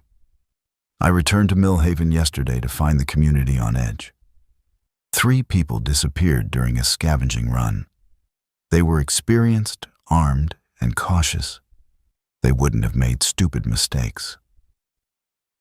Search parties found no trace, no blood, no bodies, no signs of struggle. Just gone. Devora assembled the leadership. Herself, Brandt, Jericho, and a few others. They asked me to attend. You've traveled more than anyone, Devora said. You've seen more. Have you encountered anything that could explain this? I thought about Subject 12, about intelligence, about infected that might be learning. Maybe, I said. And I told them what I'd found at Fort Bellamy. The research, the evolved infected, the possibility that some of them were adapting. The room erupted. Some people called me a liar. Others demanded to know why I'd kept this secret. Brandt just sat quietly, processing. When the noise died down, she spoke. If what Dalton says is true, we're facing a different kind of threat. Not mindless feeding machines, but strategic predators. We don't know that's what took our people, Devora countered. No. But we can't rule it out. We need to increase security, change our patterns, assume we're being watched and hunted. The meeting ended with new protocols. No one travels alone. Scavenging teams go armed and radio in every hour. The walls get reinforced. Guards double their watch rotations.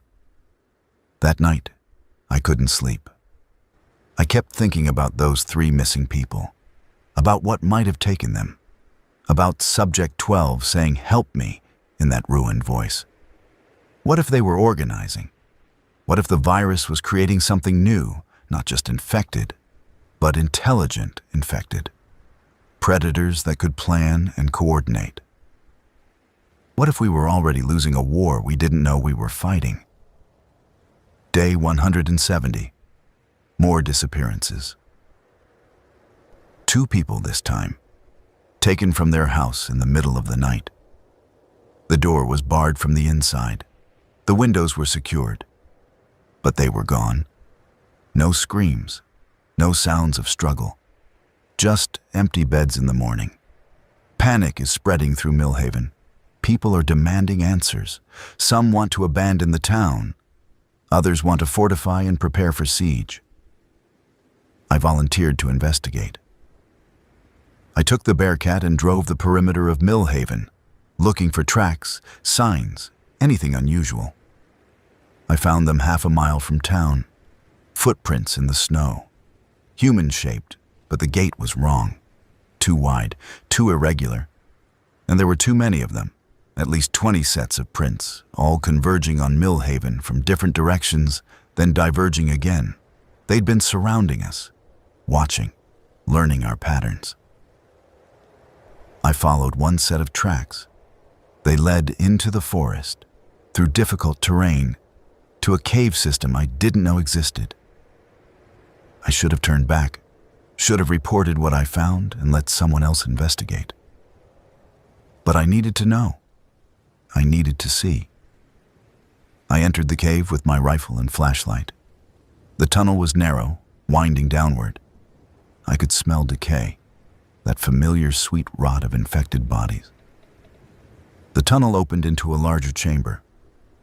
I shone my light around and immediately wished I hadn't. Bodies, dozens of them, all human, all recent, stacked against the walls like cordwood. Some I recognized, Millhaven residents. Others were strangers. And in the center of the chamber, sitting on a throne made of bones and debris, was Subject 12. I recognized it immediately, despite the months of decay. The same intelligent eyes. The same awareness. It spoke. "You came back." I raised my rifle. "What did you do to these people?" "Brought them home." "Home? This is a slaughterhouse." "No, changed them, made them better. Like me." The bodies against the walls stirred. Not all dead. Some were transforming. Infected but conscious. Aware. Their eyes tracked me with horrible intelligence. "You're making more of yourself." "Yes, we are. Evolution. Survival. The future." I backed toward the tunnel. "Your abominations." "We are. What you made us. Your research, your virus, your weapons. We are your children." I ran. I didn't shoot. I didn't fight. I just ran back through the tunnel to the Bearcat and drove. Behind me, I could hear them emerging from the cave. Coordinated, organized, hunting. I made it to Millhaven and sounded the alarm. The town mobilized. Every able person armed themselves. We sealed the gates. We prepared for war. They came at dusk, not shambling, not mindless. They moved with purpose, spreading out, surrounding the town, testing our defenses at multiple points simultaneously. We fought them off, barely. The military weapons I'd brought from Fort Bellamy made the difference. But we lost people.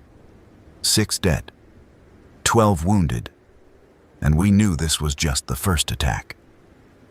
Subject 12's words haunted me. We are evolution. The infected were learning, adapting, becoming something worse than mindless predators. They were becoming us.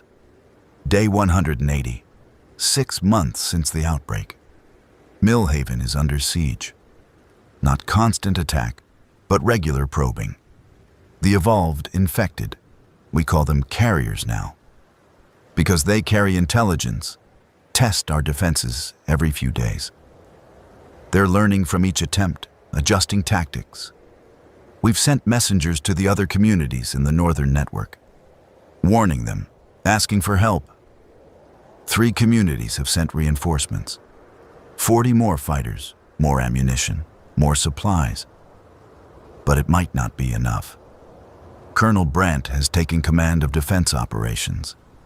She's military through and through, and this is war. She's organized firing lines, established kill zones, set up overlapping fields of fire. The children have been moved to the center of town, to the most fortified building. Thorne asked if he could help fight. I told him no. He's 14.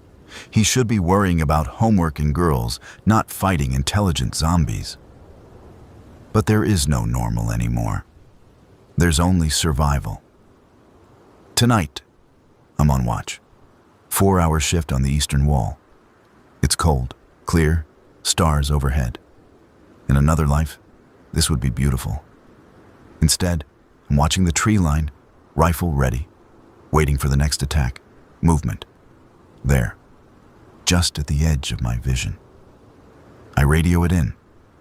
Contact, eastern perimeter, multiple hostiles. They're coming again. Day 185. We broke the siege. It wasn't through force. We couldn't have won that way. They had numbers, coordination, and no fear of death because they were already dead. It was through strategy. Brandt's idea. We knew where their cave was. We knew they gathered there between attacks. So we collapsed it. A team of 6, including me, drove out in the Bearcat and 2 other vehicles. We brought explosives, homemade mostly, constructed from materials scavenged from a mining operation. We placed charges at 3 points around the cave entrance, set timers, drove away. The explosion shook the ground. The tunnel system collapsed. Tons of rock sealed the entrance and likely crushed anyone inside. We didn't get them all. Some carriers were outside when it happened, but we got Subject 12. I saw it in the cave entrance seconds before detonation, watching us with those intelligent eyes. It didn't try to escape. It just watched, like it knew this was inevitable. The remaining carriers lost their coordination after that. They scattered, became more like regular infected, dangerous but predictable. We hunted them down over the next week, eliminated everyone we could find. Millhaven is safe again, for now. But the knowledge remains. The infected can evolve, can adapt, can become something worse. And if it happened once, it can happen again. Day 200. I'm leaving Millhaven again, not running this time. Volunteering. The Northern Network is establishing a research outpost. They want to study the carriers, understand the evolution, maybe find a way to prevent it. I'm leading the security team, 6 people, all volunteers, all aware this might be suicide. We're setting up at an abandoned research facility north of Fort Bellamy, isolated, defensible, far from populated areas in case something goes wrong. I said goodbye to the children today. They've grown in the last few months, adapted. The younger ones barely remember the terror of that church. The older ones, like Thorne, carry scars, but they're healing. Thorne gave me a journal. "Write things down," he said, "like you used to. So if something happens, people will know." I'm writing now, in the Bearcat, on the road to the research facility. 6 people depending on me to keep them safe while they try to understand the nightmare.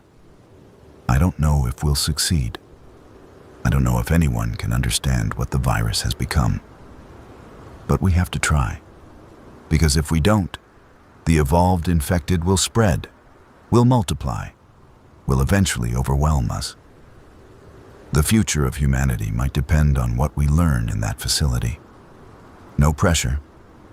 Day 210. The research facility is operational. We've secured the perimeter, established living quarters, set up communication with Millhaven and the network. The scientists, 3 of them, all survivors with relevant backgrounds, have begun their work. They're studying samples collected from dead carriers. Tissue, blood, brain matter. Looking for what changed, what made them different from regular infected. I watch them work and try not to think about the fact that we're handling biological weapons in a facility with questionable safety protocols. One of the scientists, a woman named Dr. Sable, explained it to me. The virus mutates. That's normal. But this mutation seems targeted, like it's selecting for intelligence, for consciousness retention. That shouldn't be possible with random mutation. What are you saying? I'm saying this might not be natural. The virus might have been engineered to do this. Weaponized. Possibly. The original strain might have been designed to create soldiers, fast, aggressive, fearless. But an unintended consequence was this intelligence retention in rare cases. Subject 12 wasn't an anomaly. It was the prototype for something deliberate. I thought about Fort Bellamy, about classified research, about weapons development. We did this to ourselves. Probably. And now we're trying to fix it. Day 220. Dr. Sable made a breakthrough. The intelligence retention is linked to a specific genetic marker. Not everyone who gets infected develops consciousness. Only about 1 in 10,000. But those who do become carriers. Intelligent, aware, able to learn and adapt. Can it be stopped? I asked. Theoretically. If we could develop a suppressant that targets this genetic expression, we might prevent consciousness retention while leaving the body infected. Living infected that can't think? Yes. Still dangerous. Still deadly. But manageable. Predictable. How long until you can test this? Months. Maybe years. We need equipment, resources, test subjects. Test subjects? She didn't answer. She didn't need to. Day 230. Something went wrong. One of the research assistants, a young man named Fenn, was exposed to contaminated samples. We don't know how. A broken seal, a tear in his gloves, some tiny breach in protocol. He showed symptoms within 12 hours. Fever, tremors, delirium. We quarantined him immediately, locked him in a containment cell, watched him deteriorate. He died on day 232, then reanimated 4 hours later. But he didn't become a regular infected. He became a carrier. I watched through the observation window as he sat up, looked around, and spoke. What happened to me? Dr. Sable's voice was shaking. Fenn, do you remember who you are? I was Fenn. Now I'm something else. I can feel it. The hunger, the change, but I'm still here. Still thinking. We're going to try to help you. No. Kill me, please. Before I become what they are. Before I lose what's left. We debated for 6 hours. Could we use him as a test subject? Could we study the transformation in real time? Could we learn something that might save others? Or was it more merciful to grant his request? Dr. Sable made the decision. We would try to help him. Use the experimental suppressant, see if we could halt the progression. It didn't work. The suppressant slowed the transformation, but didn't stop it. Over 3 days, we watched Fenn lose his humanity piece by piece. His speech degraded. His reasoning failed. His awareness flickered and died. On day 235, what was left of Fenn attacked the observation window, snarling and clawing. No intelligence remained, just hunger. I shot him, clean, quick, through the reinforced glass. Dr. Sable cried. I'd never seen her show emotion before. But she cried for Fenn, for the failure, for the knowledge that we were still nowhere close to a solution. Day 250. I've been at the research facility for 50 days. The work continues. Dr. Sable and her team are persistent, brilliant, dedicated. They've made progress, understanding transmission vectors, mapping the virus's structure, identifying potential suppressant compounds. But progress is slow, and the world outside continues to collapse. Reports from the Northern Network tell of more carrier outbreaks, small groups, isolated incidents, but growing. The virus is creating more of them. Evolution in action. Some communities have fallen, overrun not by mindless hordes, but by coordinated attacks from intelligent infected. The dead learning to hunt the living. I've been sending reports back to Millhaven, updates on the research, warnings about what we're learning, trying to prepare them for what might be coming. Devora responds regularly. She tells me the town is stable. The children are thriving. Thorne asks about me. Wants to know when I'm coming back. I don't have an answer. Day 270. Winter is ending. The snow is melting. The infected are becoming active again. And we've observed something terrifying. The carriers are grouping, not just in small packs like we saw before. Large groups, coordinated over distances. They're communicating somehow. We don't know how. Pheromones, maybe. Or sounds outside human hearing range. Or something else we haven't identified. They're organizing, building. We've observed structures, crude but deliberate. Shelters, barricades.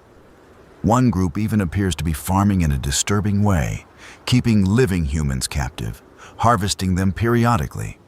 They're becoming a civilization, a dark mirror of humanity. Dr. Sable's theory is that this was always the end point. The virus was designed to create soldiers, but it created a new species. One that thinks, one that adapts, one that might eventually replace us. What do we do? I asked her. We keep working, we find a cure, or we accept that humanity's time is over. I refuse to accept that. I've survived too much, fought too hard, lost too many people. There has to be a way to win this war. Day 300, 1 year since the outbreak. I'm writing this from Millhaven. I returned 3 days ago for the anniversary commemoration. The community gathered to remember the dead, to honor the survivors, to acknowledge how far we've come. 230 people live here now. The Northern Network has grown to 12 communities, maybe 2,000 survivors total, connected by trade and communication and mutual defense. It's not civilization, not yet, but it's a start. The children I rescued are doing well. Thorne is nearly 15 now, tall and serious, training with the defense forces. The youngest, a boy named Pip, barely remembers life before. He was 3 when I found him. He's 4 now, and the apocalypse is normal to him. That breaks my heart in ways I can't explain. After the commemoration, Devora pulled me aside. Are you staying? I should get back to the facility. The research will continue without you. Dr. Sable has a team. They're brilliant. You've done your part. What are you saying?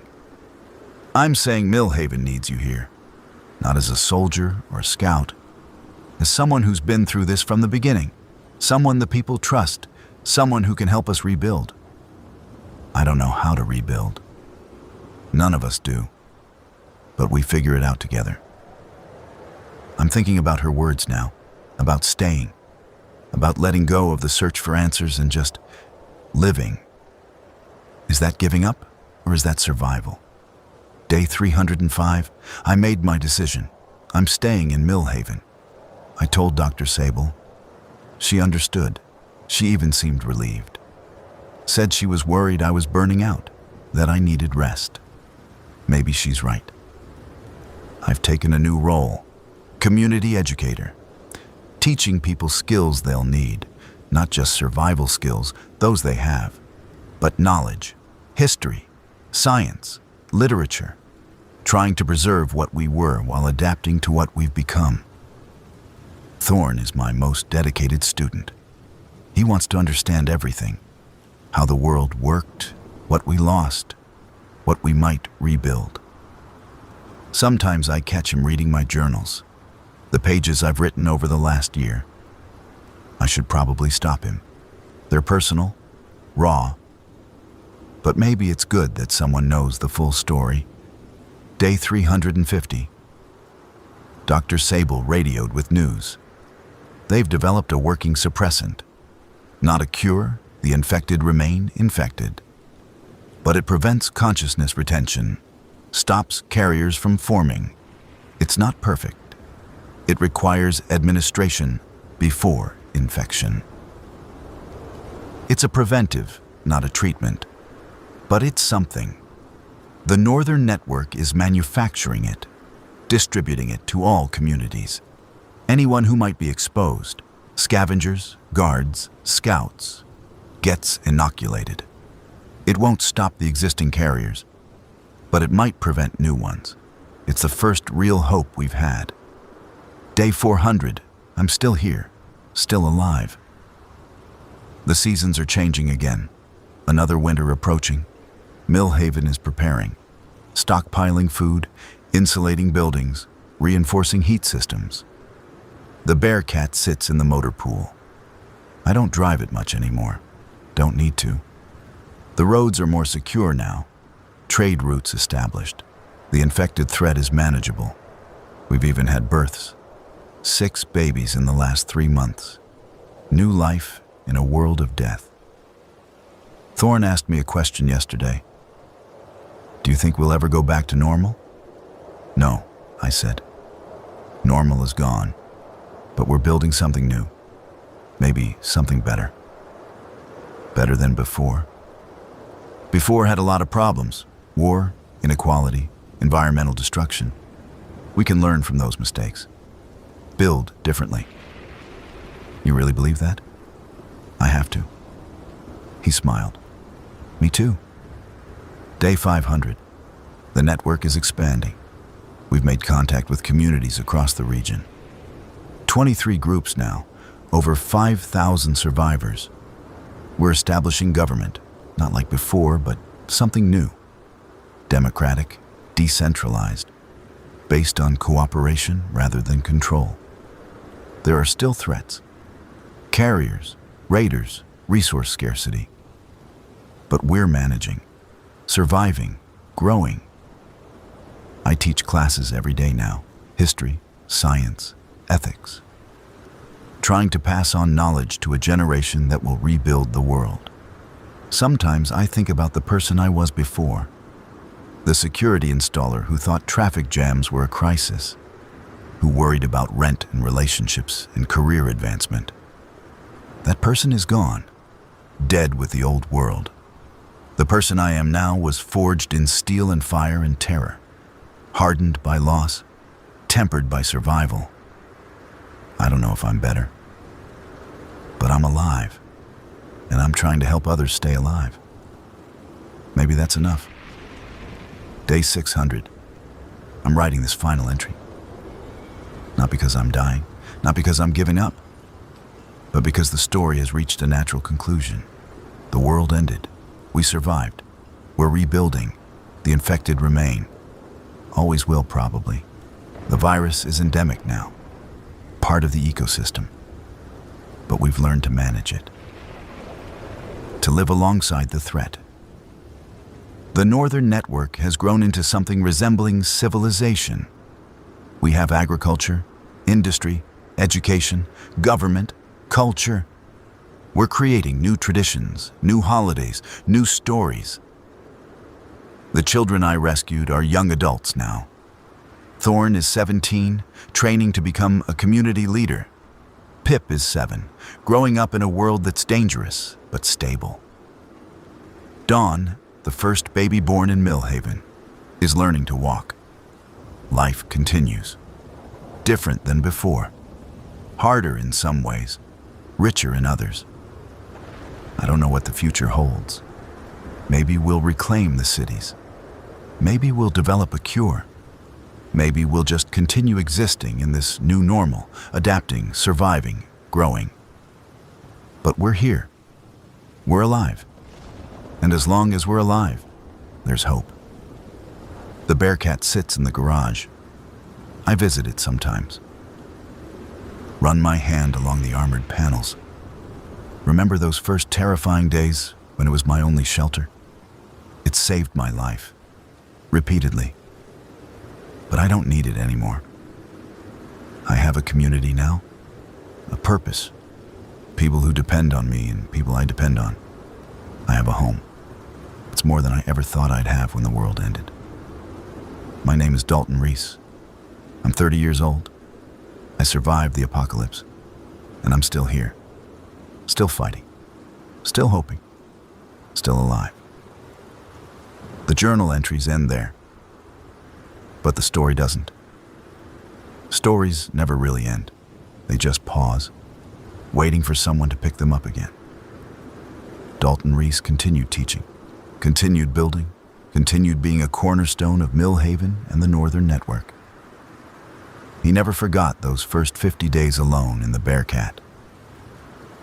Never forgot the fear and the darkness and the desperate struggle for survival. But he also never let those memories define him. He chose to be more than a survivor. He chose to be a builder, a teacher, a guardian. The infected remained. The carriers occasionally appeared, though the suppressant kept them rare. Raiders sometimes threatened the communities. Winter was always harsh, food was often scarce. But humanity persisted, adapted, survived.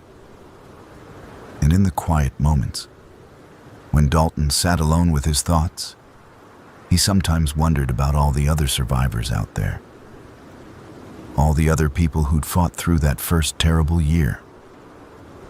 All the other stories of courage and terror and desperate hope. The world had ended, but people remained. And as long as people remained, the world could be rebuilt. One day at a time. One choice at a time, one act of courage at a time. The apocalypse taught Dalton many things, but the most important lesson was this. Survival isn't just about staying alive. It's about finding reasons to live. Purpose, community, hope. And he'd found all three.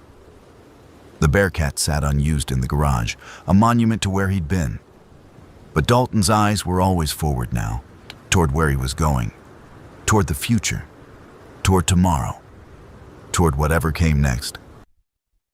He was ready.